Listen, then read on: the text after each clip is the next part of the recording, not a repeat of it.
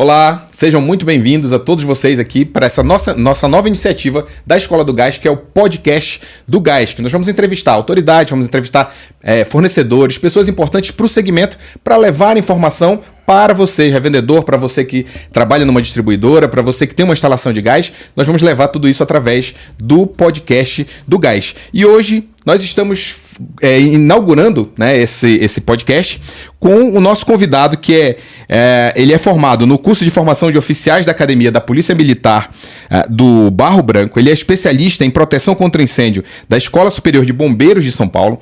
Ele comandou os postos de bombeiros da Zona Sul da capital. Ele foi da seção de atividades técnicas do 17º GB do Alto Tietê, chefiou a seção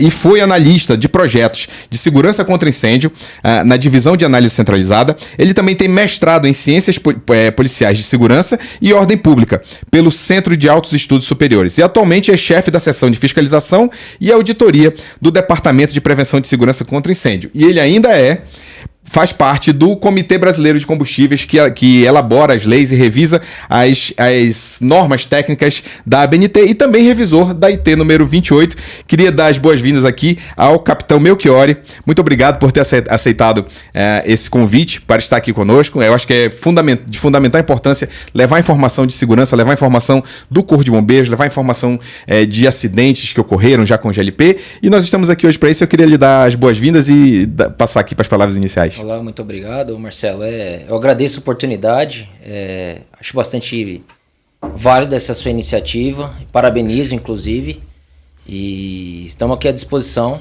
O Corpo de Bombeiros é parte envolvida nesse assunto, então a gente fica muito agradecido pela oportunidade. Legal. Capitão, para a gente dar início aqui à nossa conversa, eu queria fazer a primeira pergunta, que é quais são as atividades que o Corpo de Bombeiro desenvolve que tem essa relação com as revendas de gás? Vamos começar ali falando sobre revendas de gás. Né? Tudo bem. O Corpo de Bombeiros ele tem uma carta de serviços e eu acredito que dentro dos serviços que importam, os principais estão associados ao atendimento de ocorrências e à regularização e fiscalização das edificações. Então, eu atualmente trabalho, né, no Departamento de Prevenção de Segurança contra Incêndio, mas eu também atendo ocorrências, né, em regime de 24 horas e invariavelmente temos ocorrências aí envolvendo vazamento, incêndios ou então explosões com gases combustíveis. De outra forma, também existe a regularização dessas edificações. Uma revenda de GLP, ela pode ser um projeto técnico simplificado. Então, nesse caso, o bombeiro faria só a vistoria. O solicitante faz requisita e aí é feito somente a vistoria. Ou projetos maiores que exijam. Então, existe análise do projeto, na divisão de análise centralizada, com a aprovação desse projeto. Então, o solicitante requer a vistoria e é feita a vistoria para a emissão do auto de vistoria do Corpo de Bombeiros. Paralelamente a isso aí também, né, por meio de denúncias, por meio do plano de fiscalização, né, é possível que a sua revenda receba um agente do Corpo de Bombeiros munido com uma ordem de fiscalização. Então, é possível que a qualquer tempo a sua fiscalização a sua edificação sofra fiscalização por parte do Corpo de Bombeiros. E aí, se não está com a licença, está passível de ter alguns tipos de sanções. Legal. Dentro desse contexto, eu queria aproveitar e já fazer uma pergunta bem específica. As revendas de gás, elas são classificadas por classes de acordo com a capacidade de armazenamento. Né? Classe 1 é o equivalente a 40 botijões, classe 2, 120, classe 3, 480, classe 4, 960 e assim por diante. Quais são, até qual classe que o procedimento é um procedimento simplificado atualmente hoje no bombeiro? Pois atualmente, se eu não me engano, até a classe 4 é projeto Excelente. Técnico simplificado. Simplificado, ótimo. A partir daí já é solicitado sistema de isolamento de risco ou proteção por sistemas hidráulicos. Então, há necessidade de apresentação de projeto técnico. No Corpo de Bombeiros do Estado de São Paulo, existe uma instrução técnica específica para isso. Então, instrução técnica número 42. E é interessante que o responsável pela edificação e o responsável técnico façam essa verificação, essa checagem. Né? O processo de formação legislativo é vivo, então Legal. depende de várias partes, depende da sociedade, de políticas, de órgãos governamentais. Nós estamos aí com um governador agora que está querendo fazer a liberação simplificada de várias edificações. Então, é interessante que antes de fazer a regularização, verifique a norma que está vigente no momento. Excelente. Você comentou também com relação à fiscalização, né? Na eventualidade de uma denúncia, o Corpo de Bombeiros também pode atuar em fazer verificações, né? Hoje existe um grande problema no segmento de gás, no ramo de revendas de gás principalmente, que é a revenda clandestina. Aquela revenda que não foi autorizada pela ANP, uma revenda que não tem o AVCB do bombeiro, aí por conseguinte não tem extintores de incêndio, não tem nada de combate a incêndio, não armazena os botijões de forma correta, muita gente em alguns momentos até coloca esses botijões dentro de áreas fechadas, sem ventilação. Nesses casos, o Corpo de Bombeiros também poderia atuar nesses casos desses locais assim que estão gerando risco para a sociedade? A fiscalização do Corpo de Bombeiros, ela pode acontecer por meio de planejamento.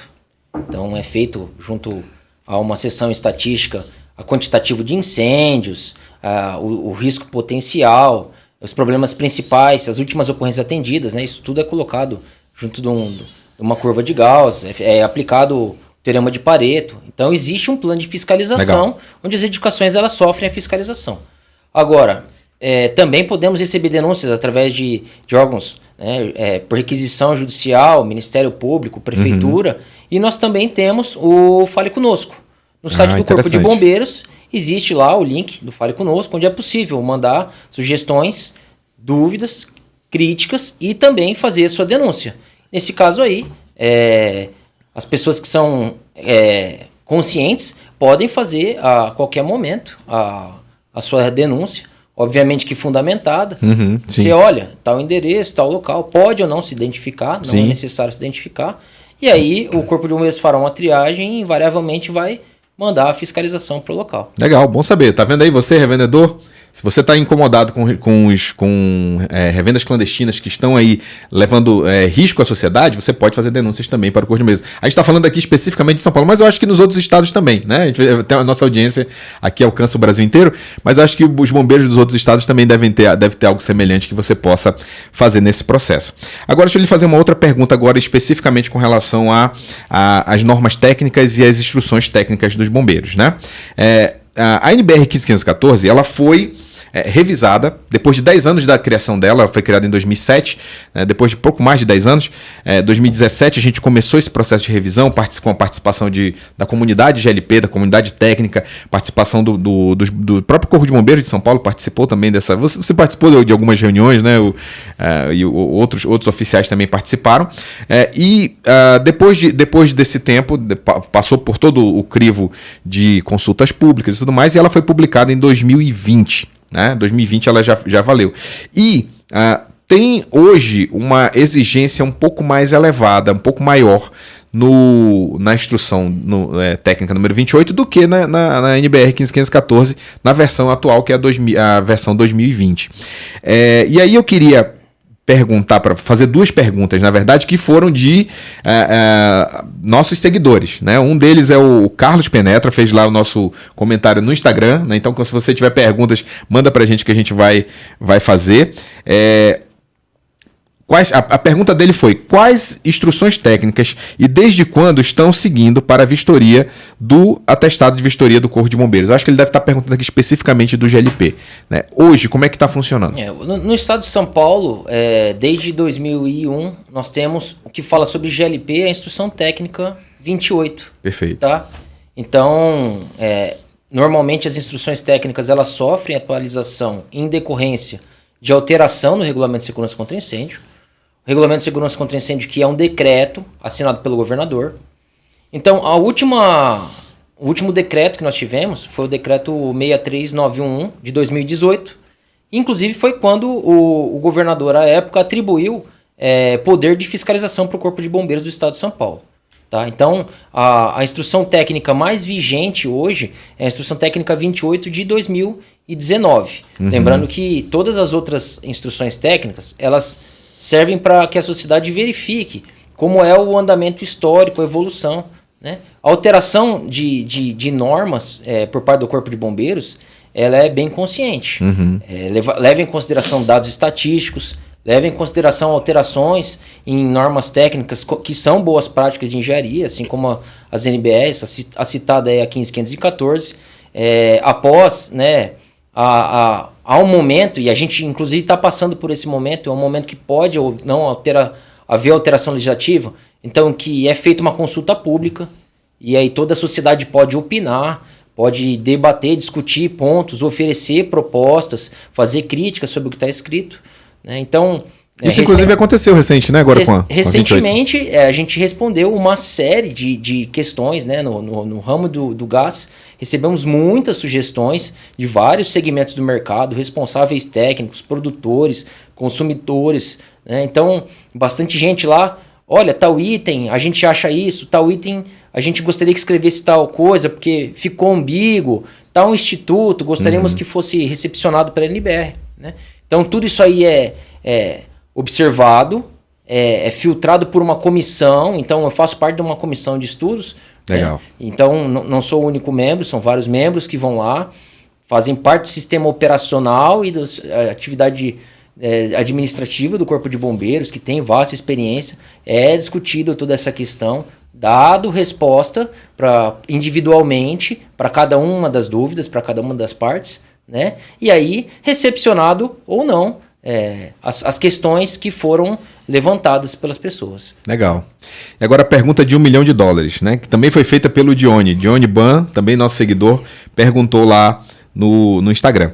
Existe alguma possibilidade de atualização da IT 28 de 2019? Né? Qual o que tem se trabalhado alguma coisa hoje no Corpo de Bombeiros com relação às ITs para que elas possam casar junto com os dados que hoje são da BNT e que são seguidos também pela ANP? Pois Marcelo, o que eu posso te dizer, né? A gente passou aí, né, por um período de consulta pública, até mesmo porque existe uma hipótese de alteração do regulamento de segurança contra incêndio. Tá?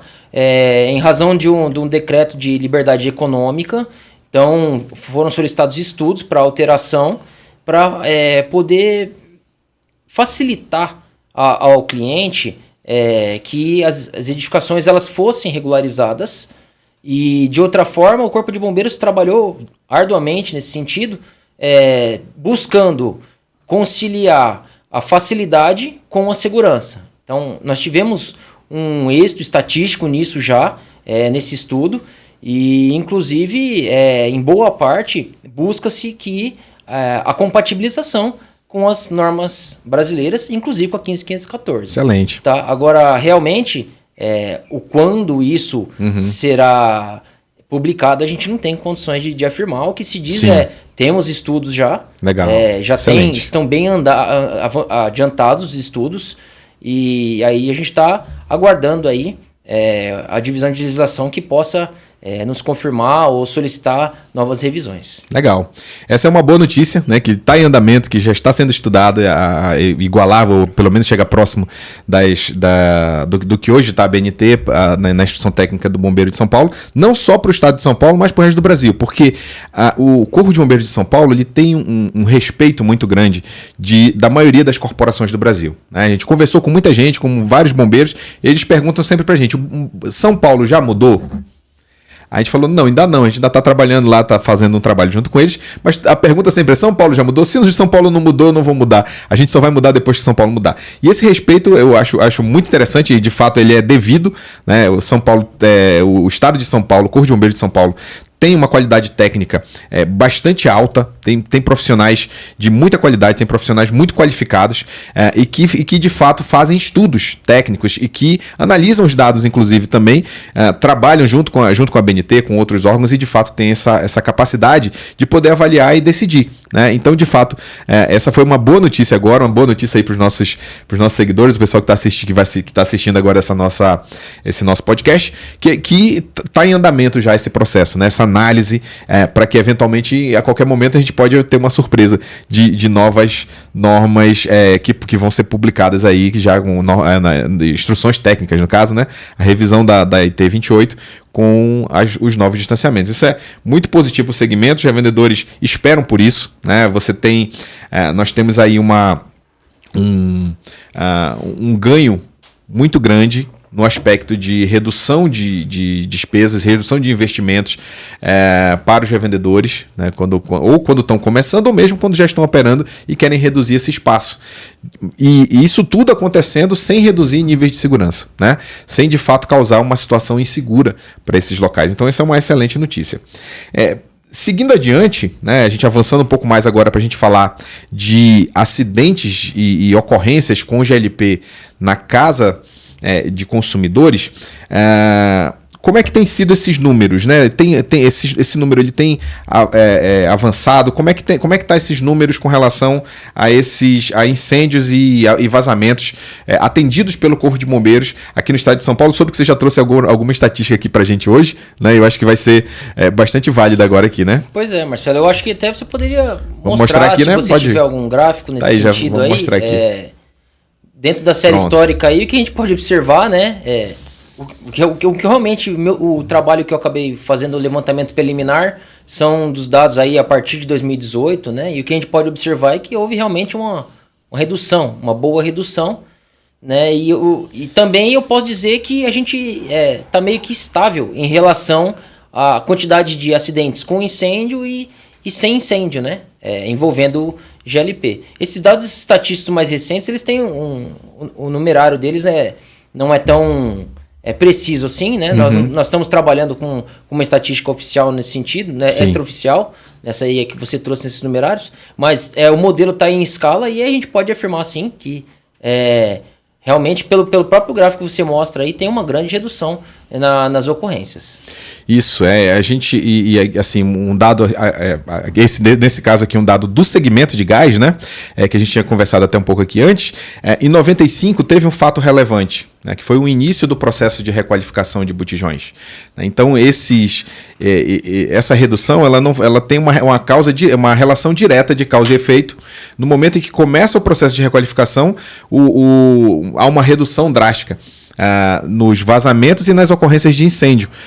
Infelizmente, a gente perdeu essa série histórica ali quando foi em 2007. A gente conseguiu só acompanhar até 2007 porque a gente pediu informações e acabou que a gente não conseguia essas informações. Felizmente, agora você conseguiu trazer essas informações do ano de 2018 em diante.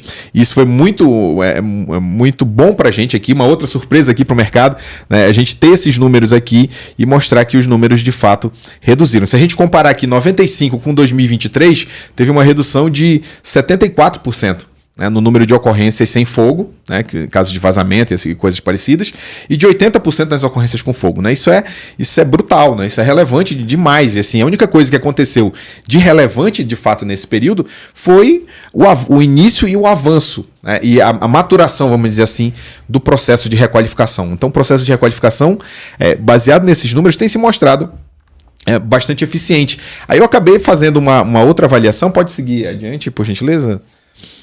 2 cliquezinhos aí. Num gráfico que nós fizemos aqui. O que nós fizemos? Fizemos o número de falhas por milhão de oportunidade. Né? Observe aqui, você está observando aí na tela também, ó, que o número de botijões engarrafados ele cresceu.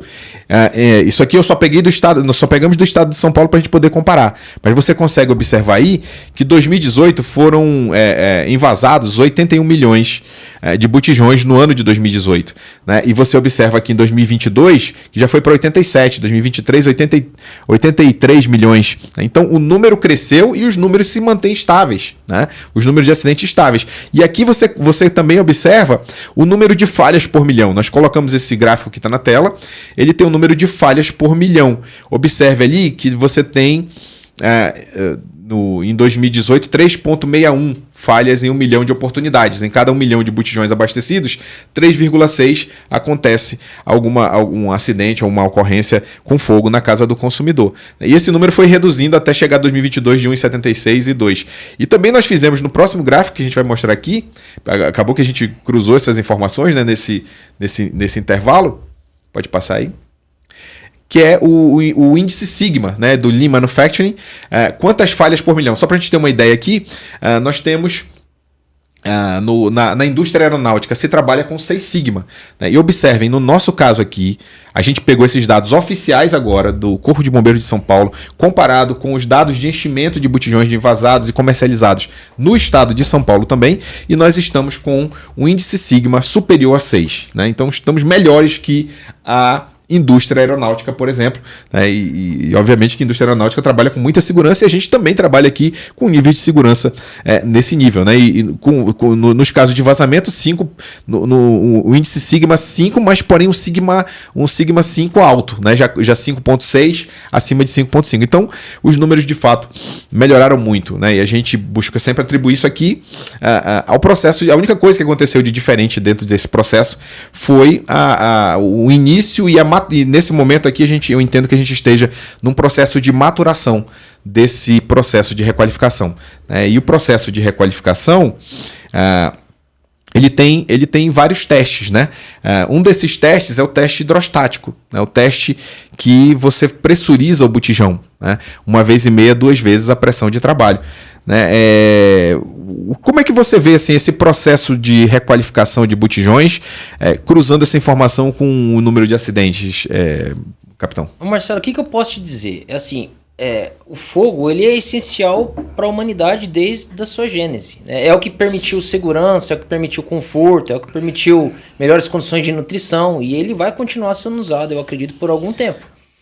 E sair da lenha, sair da combustão para a utilização do gás, GLP, eu tenho certeza que representou uma evolução em termos de segurança para a sociedade. E aí você me dizendo agora que em 95 iniciou o processo de requalificação, obviamente que a requalificação não começou a partir de agora, tudo está requalificado. Houve uma gradação. Então, o que eu acredito? Eu acredito que a estatística da quantidade de incêndios e de vazamentos ela foi reduzindo à medida de que os recipientes eles foram sendo requalificados. E aí chegamos no momento onde agora o que importa realmente não é mais a questão de segurança. Acredito que a gente já chegou num ponto de estabilidade e tem que começar a trabalhar com a educação pública. Perfeito. É a sociedade agora que eu tenho que investir um pouquinho mais, e eu parabenizo por essa iniciativa realmente, porque é agora que a sociedade tem que entender que até onde a tecnologia era possível avançar, até onde a boa prática da engenharia era possível avançar, a gente avançou. A partir de agora, realmente, é trabalhar com a educação pública para que a pessoa não coloque o botijão de gás dentro da sua casa, coloque do lado externo, para que ela faça a inspeção visual e física dos equipamentos, das mangueiras, das conexões, para que não haja vazamento, ou durante o uso ou na hora da troca. Então, algumas questões de educação, de boa prática, eu acho que é importante também destacar isso para a sociedade. Agora, as estatísticas elas estão aí, tá bem claro, né? Tem bons padrões de segurança. Você disse aí que São Paulo é respeitado, na verdade é porque tem um universo amostral muito grande. Também. São mais de 50 milhões de pessoas. Então, o consumo de gás está possivelmente em quase todas as famílias. Sim. Então, se é para ter ocorrência, é onde está esse grande conglomerado que é São Paulo, né? E aí eu acredito realmente que nós estamos nesse pé aí, né? Temos bastante segurança com o processo de requalificação. É isso aí. De fato, esses ensaios, os testes, eles trazem esse nível de segurança. E aqui, queria já adiantar que nós já combinamos aqui, já combinei com o capitão Melchiori, que nós vamos fazer um outro para a questão de educação do consumidor, não é isso? Eu acredito que seja necessário. Legal, a gente conversou isso antes aqui. Vamos fazer um para a educação do consumidor, para que a gente possa fazer cortes, impulsionar isso nas redes sociais, para reduzir acidentes, né? Eu acho que o nosso ponto aqui é reduzir o número de acidentes. E desse número foi muito bem lembrado aqui, capitão, esse número aqui tem falhas, obviamente vão ter falhas aqui que foram eventualmente atribuídas a botijão, mas a grande parte deles como você acabou de falar, o consumidor que não viu a mangueira que a mangueira venceu, que tem um prazo de 5 anos da fabricação, reguladores vencidos, não fez um teste de vazamento depois que fez a instalação no botijão, né? Coisas que são simples e que poderiam prevenir acidentes, né? Então já fica aqui desde já combinado, a gente já está anunciando aqui no podcast que nós vamos fazer uma outra sessão atenção juntos aqui para a gente falar quais são os requisitos de segurança que o consumidor deve fazer para evitar acidentes, né? Evitar acidentes domésticos, evitar acidentes em casa. E eu acho que isso vai ser bastante salutar. Agora, avançando um pouco mais para um cenário hipotético, futuro, que tem se pensado, algumas autoridades têm pensado com relação ao futuro do enchimento do GLP no Brasil, e tem se estudado fazer esse enchimento fracionado, quer dizer, encher pequenas quantidades de gás nos botijões que nós temos atualmente. Como é que você vê a segurança desse processo? A pergunta que eu te faço é a seguinte: esses recipientes, eles estão aptos a receber este tipo de enchimento? Porque atualmente o processo acontece em um sistema fechado, dentro de uma edificação projetada para isso. Tem um rigor de segurança específico, né? Tem proteção hidráulica. Perfeito. Tem funcionários, mais de um, que estão lá, que são super especializados. Então a minha pergunta, né? Eu sou obrigado a te responder a sua pergunta com uma outra. Uhum. Como seria essa ideia? De fato, assim, hoje o botijão brasileiro, o dispositivo de segurança que ele tem é um plug fusível, que é um dispositivo que ele é acionado por aquecimento, por temperatura. Então, se eventualmente alguém encher e o frentista perder a mão lá na bomba, ele vai encher demais e esse botijão pode estourar. Por quê? Porque ele não tem um dispositivo de alívio de pressão. Esse é o primeiro ponto. Os botijões brasileiros também não têm o modelo de válvula que impede o enchimento, o sobreenchimento, que chama de uma válvula OPD, né? Overfilling Preventing Device, que ele previne o sobreenchimento. Quando enche, ele tem uma bomba e aí ele bate e chega num ponto em que ele não consegue mais encher. E aí você previne de fato que haja um acidente.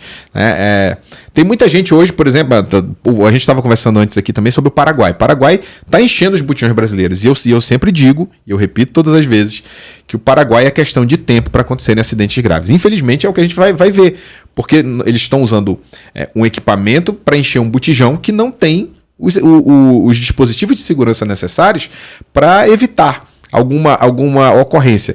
Tem que tudo dar muito certo para poder funcionar do jeito que eles querem. Agora, a gente contar com essa sorte é que é a questão, né? Como é que a gente vai contar com essa sorte dentro desse processo, né? Então, assim, hoje a gente não tem os botijões apropriados para isso, né? Então, como é que você vê a segurança disso? Eu acredito que como eu vejo que a engenharia tem um problema aí, tem um grande desafio, né? Porque como nós vimos, né? As estatísticas, elas vêm caindo após o processo de qualificação. Então, quer dizer, a forma como o sistema acontece hoje, ela é adequada. Então, lançar mão do processo hoje em prol de um novo sistema, onde haveria um outro tipo de enchimento, que fosse nas ruas, ou em outro tipo de estabelecimento, não específico para o enchimento de gás, apresenta grandes desafios em termos de tecnologia, até pelo fato da logística, né?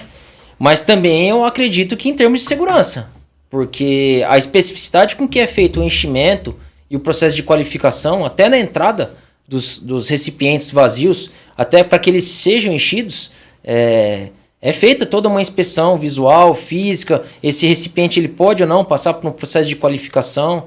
Quer dizer, não é todo recipiente que foi utilizado pode ser retornado. E a gente acabou de dizer que o comportamento humano, possivelmente nós estamos nesse momento de atualização de educação pública, né, de boas práticas. Então imagina lá, será que o cidadão ou a pessoa que for responsável vai ter técnica suficiente para verificar se há necessidade de avaria, de manutenção em avarias ou uma manutenção preventiva? Essa questão eu acho que ela importa para a gente. Eu acho que esse é o grande ponto, né? Infelizmente existe exemplos ruins de outros países, né? A gente tem um exemplo aí de Angola, um exemplo ruim, que eles inclusive estão migrando nesse momento para um modelo semelhante ao modelo brasileiro. Eles tinham pontos de abastecimento, pontos de enchimento em toda a cidade e ocorreram dezenas de incêndios e explosões nesses pontos de enchimento, né? por conta de realmente você não ter esse controle de quem é o responsável, de quem é que vai fazer essa manutenção. Né? Nós vimos nos números aqui que desde que iniciou o processo de requalificação, ele tem se mostrado eficaz nesse controle de acidentes com botijões de gás. Como você mesmo comentou, o botijão de gás ele está presente em números oficiais em 92% das famílias brasileiras. Né? Alguns usam lenha, outros usam gás natural, mas o GLP em si está em 92% dos lares brasileiros de uma forma segura. Né? Isso tudo garantido por esse modelo que nós temos hoje, que é um modelo em que cada marca enche o seu botijão e se responsabiliza por isso. Né? Falamos aqui também que o botijão é o único bem que o consumidor compra uma vez só na vida. Ele compra uma vez só, a responsabilidade por se estragar, se corroer. Quem vai se responsabilizar por isso é a distribuidora. Obviamente não tem almoço de graça, esses valores eles são diluídos ao longo do processo, porém isso tudo é feito em grande escala. Né? Isso tudo se faz em larga escala e essa escala você acaba reduzindo despesas para o consumidor. Agora, avançando um pouco mais aqui nesse assunto, desse enchimento fracionado,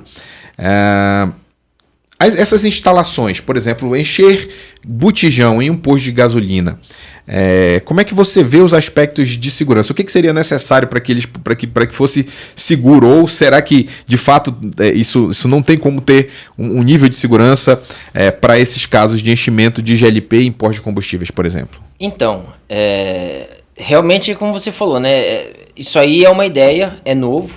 Eu não tenho nem ideia de como isso seria concebido, porque se fosse como é num carrossel, numa base de enchimento de gás, existe grande vazamento perto da válvula. Sim. Então a primeira coisa seria que o local tem que ter classificação elétrica de áreas. Então existe um problema severo aí de controle de estática. Né? No ponto de vista de produto perigoso, a estática é uma grande vilã. E ela pode gerar explosões ambientais. Tá? A segunda questão é a seguinte, ter recipientes específicos, apropriados para fazer esse enchimento. Então, como você disse aí, os equipamentos eles precisam de uma válvula de alívio de pressão de alguma maneira.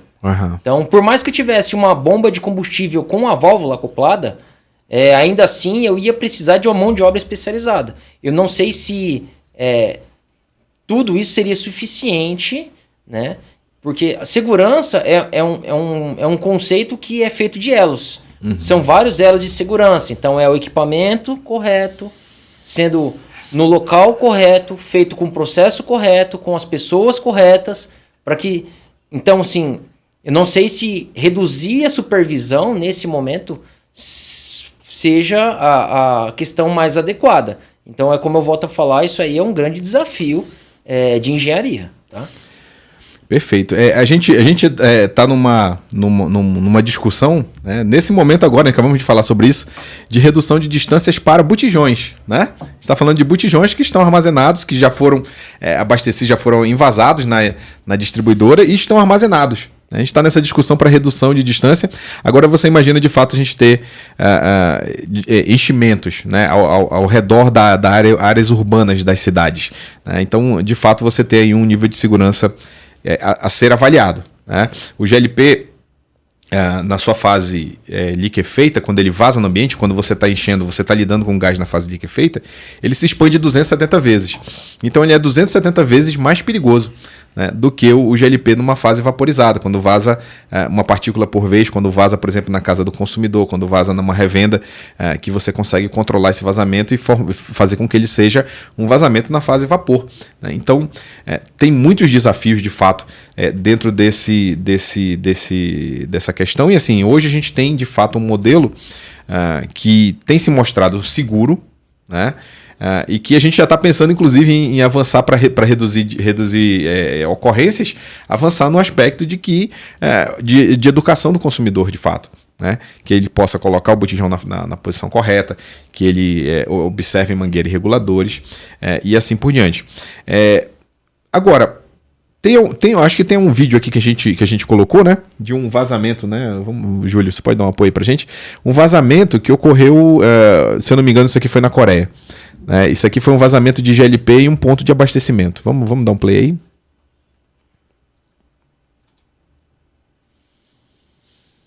Aí, essa nuvem branca que a gente está vendo aqui é o GLP. Ele vazou lá no ponto. E como ele é mais pesado que o ar, ele é mais denso que o ar, ele vai procurando, fazendo rastilha. Ele vai buscando e aí até encontrar uma fonte de ignição. Encontra uma fonte de ignição, olha, ele busca, ele faz o rastilho até o local de origem e fica pegando fogo ali, causando vários princípios de incêndio em vários locais aí. Esse é o grande risco, né? E também o ponto de diferença. E assim, um questionamento que sempre fazem, né? Fala, mas espera aí, hoje a gente já enche gás em posto de combustível, que é o GNV. Né? Qual é a diferença que tem assim, entre o enchimento de GLP e o de GNV nos carros? Bom, eu acho que a primeira coisa a falar é que gás natural não é gás liquefeito de petróleo. A primeira questão são as densidades. Né? Então, o GLP, quando vaza, a gente viu no filme aí, ele fica próximo ao solo. Uhum. O gás natural é o oposto. Então, o vazamento ele ocorre de uma forma tridimensional, vamos dizer assim. Uhum. Ele tende a se misturar com ar atmosférico e não tem limite para a expansão. Né? Vai até o ar da atmosfera.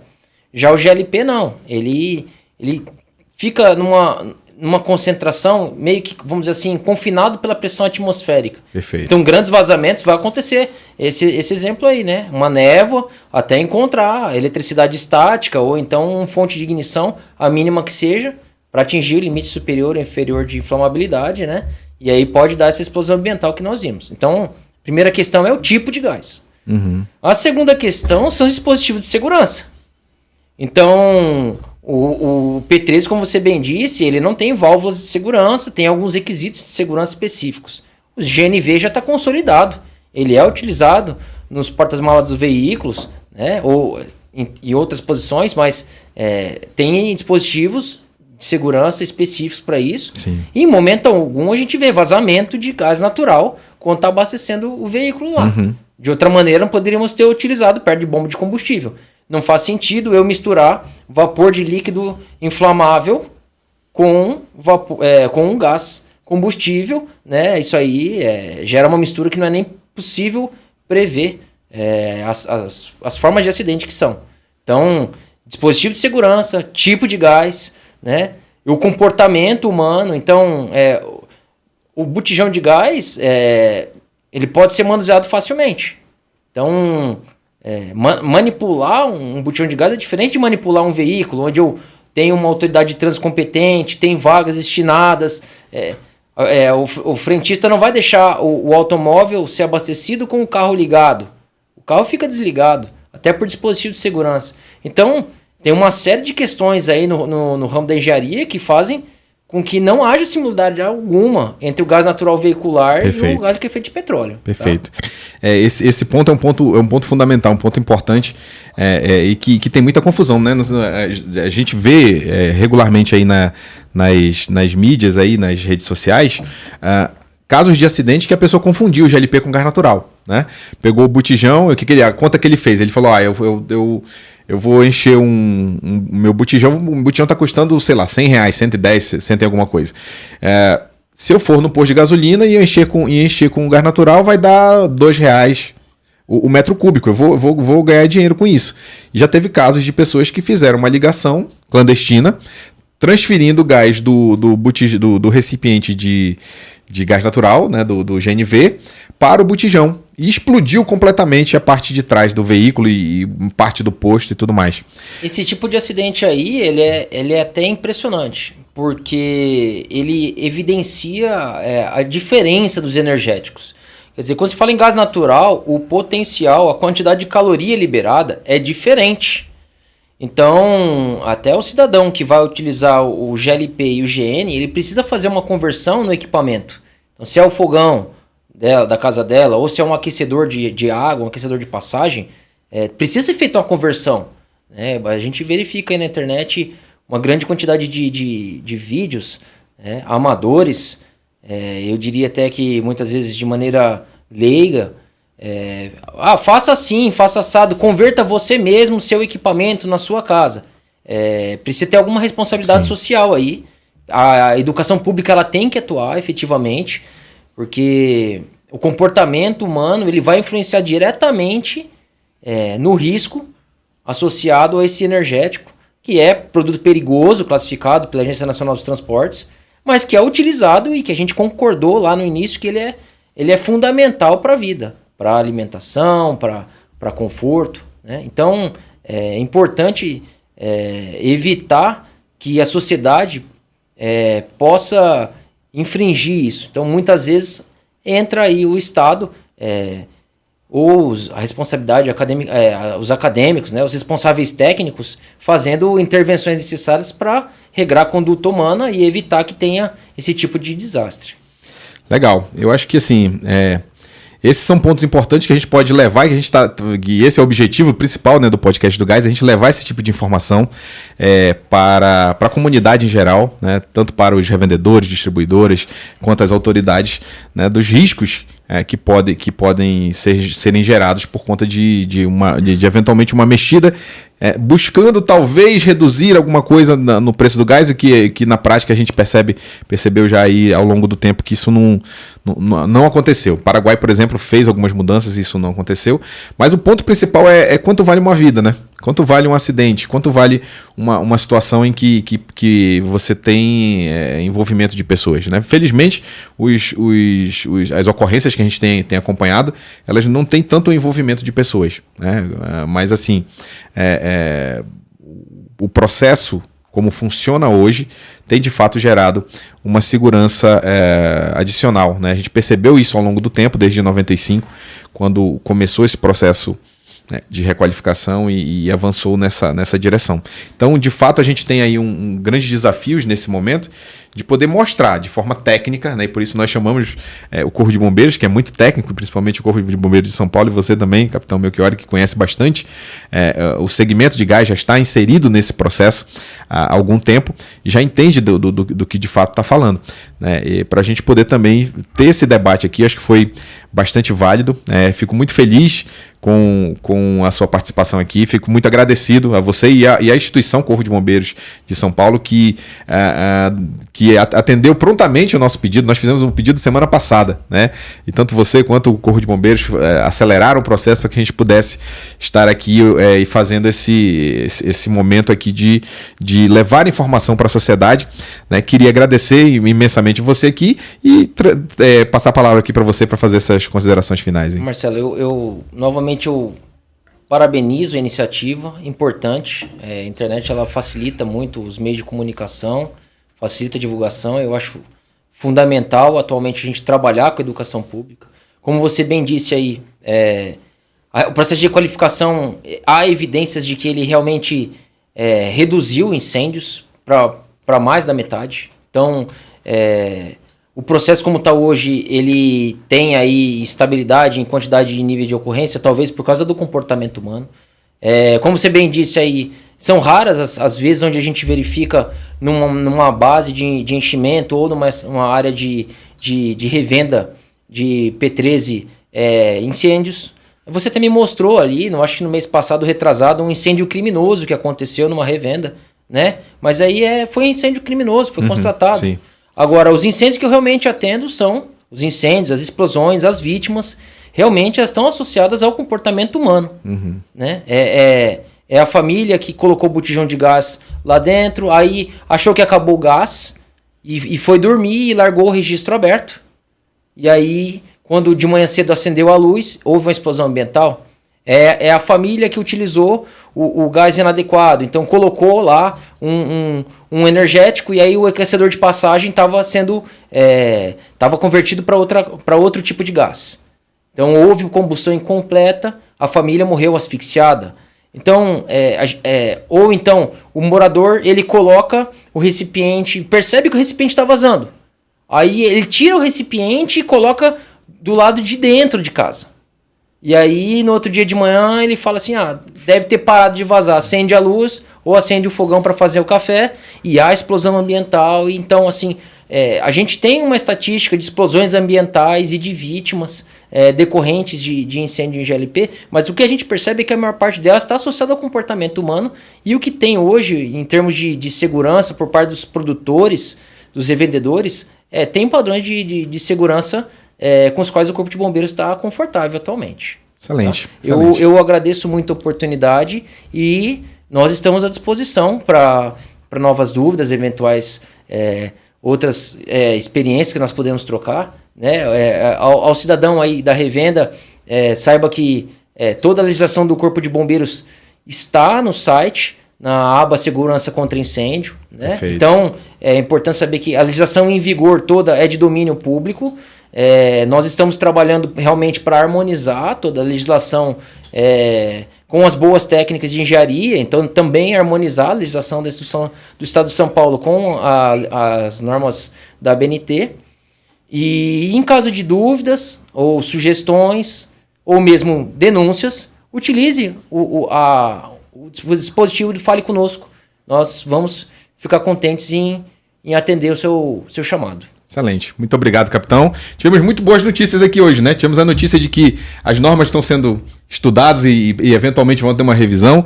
Trouxemos o capitão Melchior também trouxe informações aqui de acidentes que a gente pôde evidenciar que estão estáveis e que reduziram bastante desde o início do processo de requalificação, né? E essas informações elas são relevantes para o nosso segmento, né? Então, mais uma vez, muito obrigado. E você aí, muito obrigado pela sua audiência. E vamos ter aí o próximo nós vamos falar com o CEO da Nova Fase, que é uma empresa de requalificação, Dalcir. Ele vai falar bastante sobre esse processo para você entender o que é um processo de requalificação e assim por diante, tá bom? Até a próxima. Tchau, tchau.